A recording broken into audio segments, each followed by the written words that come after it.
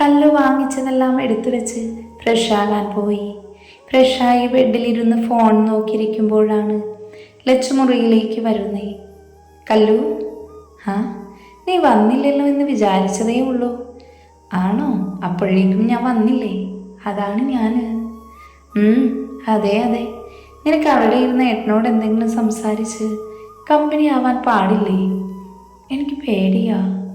നീ പേടിച്ചു വെച്ചോണ്ടിരുന്നാൽ എങ്ങനെയാ? നിങ്ങൾ രണ്ടുപേരും സംസാരിച്ചാലല്ലേ മുന്നോട്ട് എങ്ങനെയാണ് എന്നൊക്കെ തീരുമാനിക്കണ്ടേ? അത് പിന്നെ എന്നോട് ഇന്നലെ പറഞ്ഞു ഇപ്പൊ പഠനം മാത്രം നോക്കിയാൽ മതിയെന്ന്. നിന്നോട് സംസാരിച്ചോ? ആ. എന്നിട്ട് നീ എന്താ പറഞ്ഞേ? അതെനിക്കിപ്പോൾ പഠിക്കണമെന്നേ ഉള്ളൂ എന്ന്. ബെസ്റ്റ്. എന്താടി? ഒന്നുമില്ലേ, നീ പഠിച്ചേ. പക്ഷേ ഏട്ടൻ്റെ ഭാര്യയല്ലേ, നിങ്ങൾ ഒരുമിച്ച് ജീവിക്കണ്ടേ? അത് എന്നോടിപ്പോൾ ഭാര്യയാകാൻ നിൽക്കണ്ട, പഠിക്കണമെന്ന് പറഞ്ഞു. എനിക്കും അതാണ് ആഗ്രഹം. അപ്പൊ പിന്നെ എന്തു പറയാൻ? അതെ, നീ പഠിച്ചോ. ഏട്ടൻ കമ്പനി കൊണ്ട് നടക്കട്ടെ. ലാസ്റ്റ് രണ്ടുപേർക്കും നേരെ നോക്കാനേ നേരം ഉണ്ടായാൽ മതി. അഗ്നി വർക്കിൽ ബിസിയാണ്. അപ്പോഴാണ് കിച്ചു അവനെ തേടി അങ്ങോട്ട് വന്നത്. അഗ്നി, ആ എന്താടാ? നീ തിരക്കിലാണോ? ആ കുറച്ച്. എന്താ കാര്യം? ലച്ചു എന്തേ? കല്ലൂൻ്റെ അടുത്തുണ്ടാകും. കുറച്ച് സമയം കിട്ടുമ്പോൾ നീ ലാപ്ടോപ്പ് എടുത്തിരിക്കാതെ അവളോട് എന്തെങ്കിലും സംസാരിച്ചിരുന്നൂടെ? എന്ത് സംസാരിക്കാൻ? ഇനി അത് ഞാൻ പറഞ്ഞു തരണോ?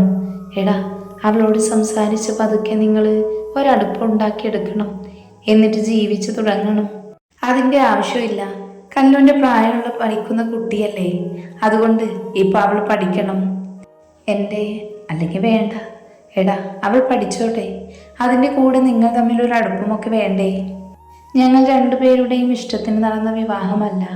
പിന്നെ അവളിപ്പോൾ പഠിക്കുക, അത് കഴിഞ്ഞ് അവൾ തീരുമാനിക്കട്ടെ ഈ ജീവിതം മുന്നോട്ട് കൊണ്ടുപോകണോ വേണ്ടയോ എന്ന്.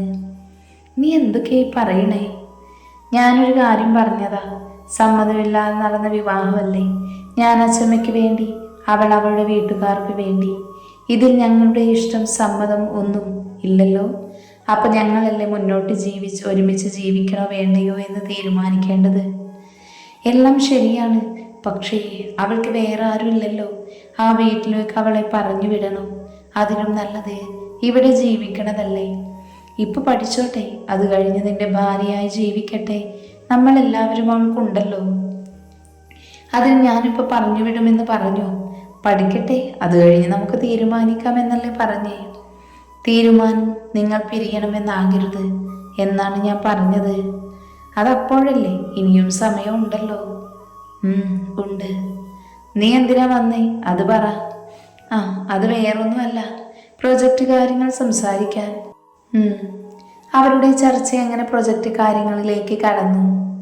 മൽഹോത്ര മാൻഷൻ. രോഹിത്, എന്താ? നീ എന്താ ഇതുവരെ ആയിട്ടൊന്നും പറയാത്തത്? എന്തു പറയാൻ? ഞാൻ ചോദിച്ചത് എന്താണെന്ന് കേട്ടില്ലേ? കേൾക്കാതിരിക്കാൻ എനിക്ക് കേൾവിക്കുറവില്ലല്ലോ. പിന്നെന്താ നിനക്ക് മറുപടി തന്നാൽ? ഇപ്പൊ പറയാൻ എനിക്ക് സമയമില്ല. പിന്നെ എപ്പോൾ പറയും? നീ അറിയാൻ ഒത്തിരി കാര്യങ്ങളുണ്ട്. അത് സമയമാകുമ്പോൾ അറിയും. അതുവരെ മിണ്ടാതെ ഇവിടെ കഴിഞ്ഞോ? എന്നെ ഇവിടെ ഒറ്റയ്ക്ക് വിട്ട് എങ്ങോട്ടാ പോകുന്നേ? നീ ഒറ്റയ്ക്കല്ലല്ലോ, മമ്മ ഇവിടെ ഉണ്ട്. നിനക്ക് സംസാരിക്കാം. അത് ഞാൻ നിന്നെ ഇങ്ങോട്ട് കൊല്ലാൻ കൊണ്ടുവന്നതല്ല. അതുകൊണ്ട് നിനക്ക് പോയി സംസാരിച്ചിരിക്കാം. ഞാൻ പോയിട്ട് എപ്പോൾ വരുമെന്നൊന്നും പറയാൻ പറ്റില്ല. അതെന്താ? അതൊക്കെ ഉണ്ട്. എന്നാ ഞാൻ ഇറങ്ങുവാ. എൻ്റെ കൂടെ താഴേക്ക് വാ. അവൾ താഴേക്ക് ഇറങ്ങി വന്നു. ഡൈനിങ് ടേബിളിൽ ഒരാൾ ഇരിക്കുന്നുണ്ട്. അയാൾക്ക് ആവശ്യമുള്ള ഭക്ഷണം വിളമ്പിക്കൊടുത്ത് അയാൾക്കരികിൽ ഒരു സ്ത്രീ നിൽക്കുന്നുണ്ട്. നീ വന്നോ? വാ, ഇരിക്ക്, കഴിച്ചിട്ട് പോകാം. മമ്മ. അവൻ അവിടെ ഇരുന്ന് അവന് ഭക്ഷണം വിളമ്പിക്കൊടുത്തു. അവൻ്റെ അടുത്തായി അവൾ വന്നു നിന്നു. നമുക്ക് ഒരുമിച്ചിരിക്കാൻ കേട്ടോ? മമ്മ. അവർ കഴിച്ചു കഴിഞ്ഞ് പോകാനിറങ്ങി. എന്നാൽ ഞങ്ങൾ ഇറങ്ങട്ടെ? പോയിട്ട് വാ. അവർ യാത്ര പറഞ്ഞു പോയി. വാ, നമുക്ക് കഴിക്കാം. അവർ കഴിക്കാനിരുന്നു. മൽഹോത്ര ഗ്രൂപ്പ്.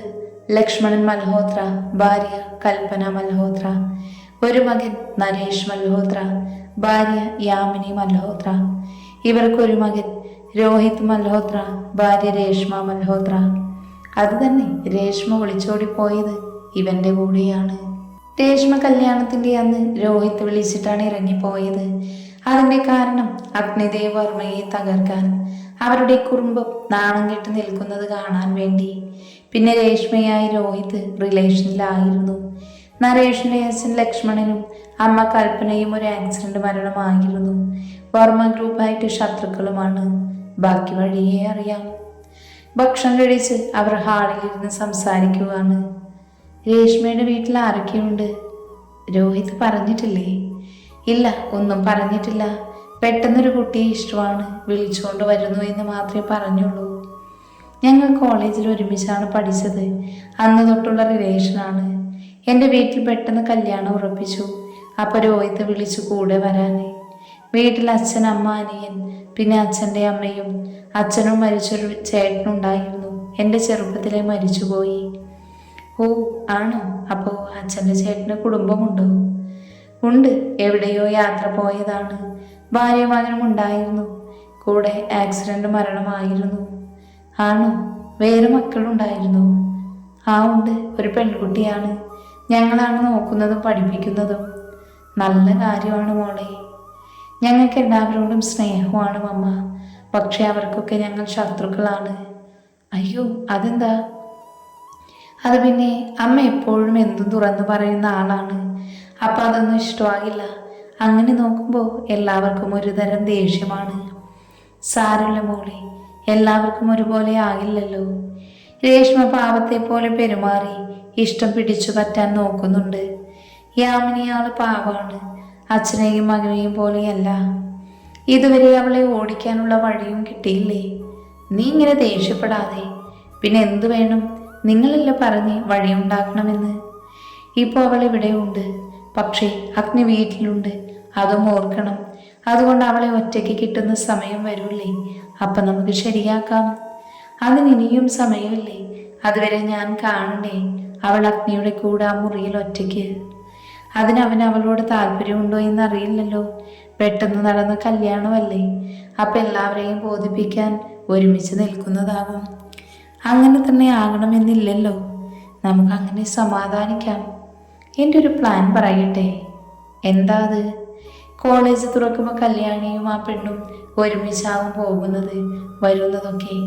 അപ്പോൾ അവരെ അങ്ങ് തീർത്തു കളഞ്ഞാൽ പോരെ? അതുവരെ നമ്മൾ ക്ഷമയോടെ കാത്തിരിക്കണം. അതെ, അത് തന്നെയാണ് നല്ലത്. അല്ല, അതിൽ കല്യാണിയില്ലേ? അതെ, ഉണ്ട്. അവളും കൂടെ പോകട്ടെ. എന്നാലല്ലേ നമുക്ക് കിരണിനെ കൂടെ കിട്ടൂ. അതെ, അപ്പൊ കുടുംബത്തിൽ അഗ്നിയും കിരണും, അവർക്ക് കിട്ടുന്ന സ്വത്തും നമുക്ക് സ്വന്തം. അത് മതി. അതുവരെ നമ്മൾ അവർ ശല്യം ചെയ്യേണ്ട. സന്തോഷമായി കുറച്ചു നാൾ ജീവിക്കട്ടെ. അവരുടെ പ്ലാൻ നടക്കുമോ? ലച്ചുവിനെയും കല്ലൂനെയും കാത്തിരിക്കുന്ന വിധി എന്താണ്? നമുക്ക് നോക്കാം ആരുടെ കൂടെയാണ് ദൈവമെന്ന്. കല്ലു, വാതിൽ മുട്ടി വിളിക്കുന്നത് കേട്ടാണ് കല്ലുവൻ ലച്ചുവും ഉറക്കം എഴുന്നേൽക്കുന്നത്. കല്ലു പോയി വാതിൽ തുറന്നു. പുറത്ത് ദേവിയമ്മയും സുജമ്മയും നിൽക്കുന്നുണ്ട്. എന്താ അമ്മേ? രണ്ടുപേരും ഉറക്കായിരുന്നു. ആ, ഷോപ്പിംഗ് പോയി കയറി കിടന്നുറങ്ങി. മോളെ ലച്ചു, ഇന്ന് ക്ഷേത്രത്തിൽ പോകണം. രാവിലെ പോകേണ്ടതായിരുന്നു. പക്ഷെ അവൻ എന്തോ മീറ്റിംഗ് ഉണ്ടായതുകൊണ്ട് വൈകിട്ട് പോകാമെന്നാണ് അവൻ പറഞ്ഞത്. ആമേ, പോകാം. എന്ന് പോയി കുളിച്ച് റെഡിയായി. സമയം ഒരുപാടായി. എന്ന് ഞാൻ ചെല്ലട്ടെ. ലച്ചു അവരോട് പറഞ്ഞ് അഗ്നിയുടെ മുറിയിലേക്ക് വന്നു. വാതിൽ തട്ടി തുറക്കുന്നില്ല. കുറച്ചു നേരം നിന്നിട്ടും തുറക്കുന്നില്ല. അവൾ ലോക്കിൽ പിടിച്ചു തിരിച്ചു. അപ്പോൾ തന്നെ വാതിൽ തുറന്നു വന്നു. അകത്തു കയറി നോക്കുമ്പോൾ അഗ്നി ബെഡിൽ കിടന്നുറങ്ങുന്നുണ്ട്. അവനെ ഒന്ന് നോക്കി ഡ്രസ്സിംഗ് റൂം തുറന്ന് അകത്തേക്കു കയറി. അമ്പലത്തിൽ പോകുന്നത് കൊണ്ട് ധാവണി ഉടുക്കാമെന്ന് കരുതി അതെടുത്തു. വാഷ്റൂമിൽ പോയി ഫ്രഷായി ഡ്രസ്സ് മാറി വന്നു. മുറിയിലേക്ക് വന്നപ്പോൾ അഗ്നി ഉറക്കം തന്നെയാണ്. അവൾ പതിയെ അടുത്തേക്ക് ചെന്നു. എന്ത് വിളിക്കുമെന്നറിയാതെ ഒന്ന് നിന്നു. പിന്നെ കയ്യിൽ പതിയെ തട്ടിക്കൊണ്ട് അവൾ വിളിച്ചു. അതെ. 2 പ്രാവശ്യം അവൾ ഒന്ന് തട്ടി വിളിച്ചു. അവൻ എഴുന്നേറ്റില്ല. അഗ്നിയേട്ടാ? അവൾ കുറച്ചുറക്കെ വിളിച്ചു. അവൻ്റെ കയ്യിലും തട്ടി. അവൻ പതുക്കെ കണ്ണു തുറന്നു നോക്കി. അടുത്ത് ലച്ചുവിനെ കണ്ടവനൊന്ന് ഞെട്ടി വേഗം എഴുന്നേറ്റു. എന്താ? അത് അമ്മ പറഞ്ഞു അമ്പലത്തിൽ പോകാൻ. അവനൊന്ന് മൂളിക്കൊണ്ട് വാഷ്റൂമിലേക്ക് പോയി. അവൻ പോകുന്നത് നോക്കിയിട്ട് അവൾ വേഗം റെഡിയാകാൻ തുടങ്ങി. സിമ്പിളായി ഒരുങ്ങി മുടി 2 സൈഡിൽ നിന്ന് കുറച്ചെടുത്ത് ക്ലിപ്പിട്ടു. കഴുത്തിൽ ചെറിയ ചെയിനുണ്ട്. അതിന് പുറമെ അഗ്നി കെട്ടിയ താലിയും കാതിൽ ജിമിക്കിയും കയ്യിൽ വയലറ്റ് കളർ വളകളും ഇട്ടു. നെറ്റിയിൽ ബ്ലാക്ക് കളർ പൊട്ടും നെറ്റിയിൽ സിന്ദൂരവും. അവളുടെ ഒരുക്കം കഴിഞ്ഞ് അവിടുത്തെ സോഫയിലിരുന്നു. അഗ്നി ഫ്രഷായി ബ്ലാക്ക് കളർ ഷർട്ടും അതേ കരമുണ്ടുമിട്ട് ഒരുങ്ങി വന്നു. അവനെ കണ്ടതും അവൾ എഴുന്നേറ്റു. അവൻ ഒരു നിമിഷം അവളെ ഒന്ന് നോക്കിപ്പോയി. പിന്നെ പെട്ടെന്ന് നോട്ടം മാറ്റി. വാ പോകാം. രണ്ടുപേരും പുറത്തേക്ക് ഇറങ്ങി. താഴേക്ക് വന്നു. അമ്മമാർ അവിടെ നിൽക്കുന്നുണ്ട്. ആ വന്നോ? അമ്മേ, എന്ന് ഞങ്ങൾ പോയിട്ട് വരാം. മോളെ പോയിട്ട് വാ. ശരിയമ്മേ. അവർ രണ്ടും പുറത്തേക്ക് ഇറങ്ങി. അവനെ കണ്ടും ഗാർഡ്സ് അടുത്തേക്ക് വന്നു. നിങ്ങൾ വേണ്ട. അവൻ അവരോട് കൈ കാണിച്ച് വരണ്ട എന്ന് തടഞ്ഞു. അവൻ കാറിൽ ഡ്രൈവിംഗ് സീറ്റിലും കയറി. ലച്ചു കോ ഡ്രൈവിംഗ് സീറ്റിൽ കയറിയിരുന്നു. അവൾ കയറിയതും അവൻ കാർ സ്റ്റാർട്ടാക്കി. കുറച്ച് സമയത്തിനു ശേഷം അടുത്ത ശിവക്ഷേത്രത്തിലെത്തി. കാറിൽ പാർക്ക് ചെയ്ത് രണ്ടുപേരും ഇറങ്ങി. അവൻ ഷട്ടടിച്ച് തോളിലിട്ടും അകത്തേക്ക് കയറി. അവൻ്റെ കൂടെ തന്നെ അവളും കയറി. കുറച്ച് സമയത്തിനു ശേഷം രണ്ടുപേരും തൊഴുത് പുറത്തേക്ക് വന്നു. കാറിൽ കയറി തിരിച്ചു വീട്ടിലേക്ക് യാത്ര തിരിച്ചു. വീടെത്തിയിട്ട് രണ്ടുപേരും അകത്തേക്ക് കയറി. ഹാളിൽ എല്ലാവരും ഉണ്ടായിരുന്നു.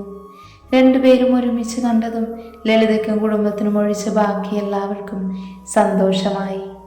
വാ മോളെ, തൊഴുതോ? ആമ്മേ. എന്ന് ചെന്ന് ഡ്രസ്സ് മാറി വാ.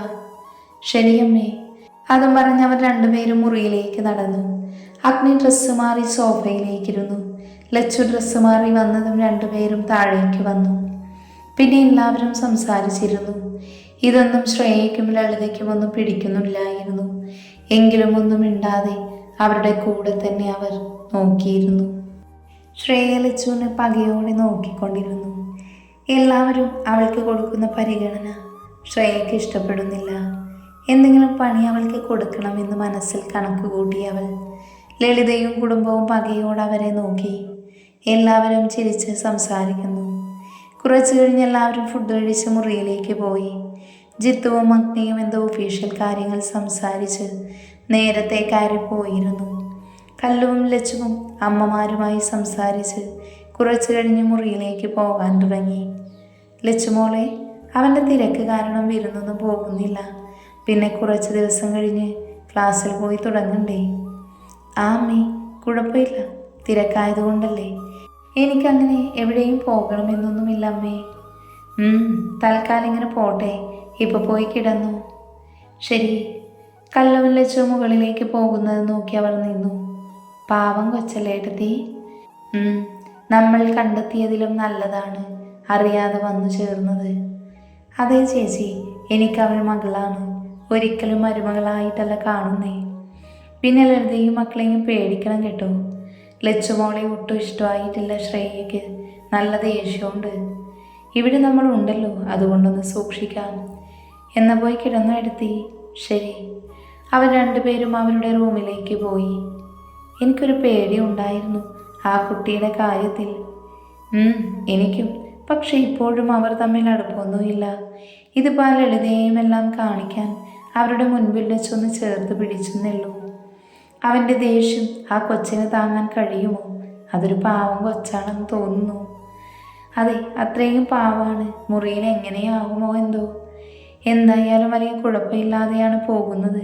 അത് തന്നെ ഭാഗ്യം. ഇതുവരെ കുഴപ്പമൊന്നുമില്ല. പക്ഷെ മുന്നോട്ട് ഇങ്ങനെയാണെന്ന് കണ്ടറിയാം. അതെ, കല്ലുവിൻ്റെ കൂടെ പഠിക്കാൻ പോകുന്നത്. അത് കഴിഞ്ഞ് അവൻ്റെ കൂടെ കമ്പനിയിൽ കയറ്റാം. അതെ, ഒരുമിച്ചാകുമ്പോൾ പതുക്കെ അടുത്തോളും. കിടന്നുറങ്ങാൻ നോക്ക്. അതൊക്കെ ശരിയായിക്കോളും. പിന്നൊന്നും പറയാതെ അവർ രണ്ടുപേരും കണ്ണടച്ച് കിടന്നു.